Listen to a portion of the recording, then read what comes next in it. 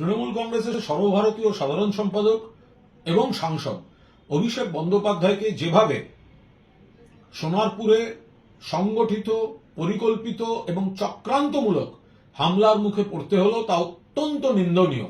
আমরা দলের তরফে এর তীব্র নিন্দা এবং প্রতিবাদ করছি। কোথায় ছিল পুলিশ, কোথায় ছিল প্রশাসন? যখন তিনি যাচ্ছেন একজন সাংসদ আগাম জানিয়ে দিয়ে কার উপর হামলা হচ্ছে একজন সাংসদের উপর, একটি দলের সর্বভারতীয় সাধারণ সম্পাদকের উপর, এবং যিনি একজন দক্ষ সাংসদ বলে প্রমাণিত, এবং দেশের একটা খুব প্রয়োজনের সময় যখন সারা পৃথিবীতে বিভিন্ন সাংসদদের প্রতিনিধি দল পাঠানো হচ্ছে, তখন যিনি তার অন্যতম মুখ ছিলেন, দেশের অন্যতম মুখ ছিলেন, সেই অভিষেক বন্দ্যোপাধ্যায়কে যেভাবে নিগ্রহ করা হয়েছে, ঠান্ডা মাথায় করা হচ্ছে, এটা কি? তাহলে পুলিশ কি করছিল? কেন্দ্রীয় বাহিনী কি করছিল?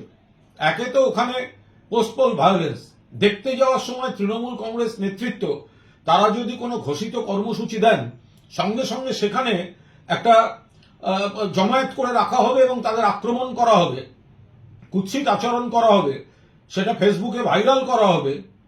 এটা তো একটা অত্যন্ত গণতন্ত্র বিরোধী, ফ্যাসিবাদী, স্বৈরাচারী শক্তির একটা গভীর ষড়যন্ত্রমূলক প্রক্রিয়ার মধ্যে চলে যাচ্ছে। রাজীব গান্ধী প্রয়াত, তাকে যেরকম সরকার পরিবর্তনের পর তার নিরাপত্তা তুলে নেওয়া হয়েছিল, কমিয়ে দেওয়া হয়েছিল, এবং তারপরে জনগণের মধ্যে ঢোকার পর কি সর্বনাশ হয়েছিল সেটা আমরা সবাই জানি।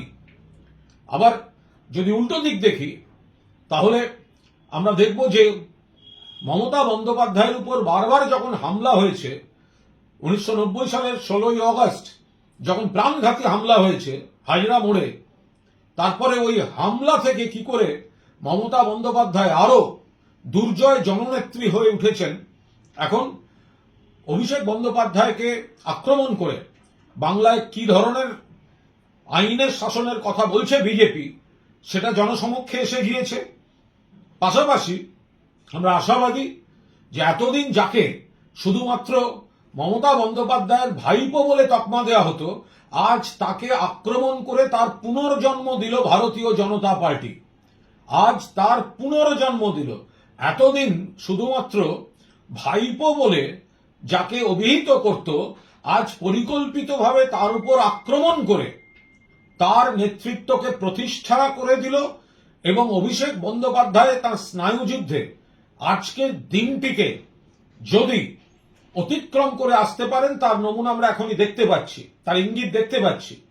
তাহলে আজ থেকে অভিষেক বন্দ্যোপাধ্যায়ের এবং তৃণমূল কংগ্রেসের আর একটা নতুন অধ্যায়ের শুরু হলো। আমরা তৃণমূল কংগ্রেসের যারা সৈনিক, তারা এই বিশ্বাস রাখছি, একদিকে বিজেপির এই ভয়ঙ্কর আক্রমণের তীব্র নিন্দা, অন্যদিকে এই হামলার পরেও অভিষেক বন্দ্যোপাধ্যায় যেভাবে তার মানসিকতা দেখিয়েছেন, সারা দেশের সামনে যেভাবে বিজেপির এই হামলার চক্রান্তমূলক আচরণের মুখোশ খুলে গিয়েছে, এখান থেকে যদি মমতা বন্দ্যোপাধ্যায়ের নেতৃত্বে তৃণমূল কংগ্রেসকে নতুন করে প্রতিষ্ঠা করার লড়াইতে অভিষেক বন্দ্যোপাধ্যায়কে এক নতুন চেহারায় দেখা যায়, সেই আশা তৃণমূল কংগ্রেসের তরফ থেকে থাকছে।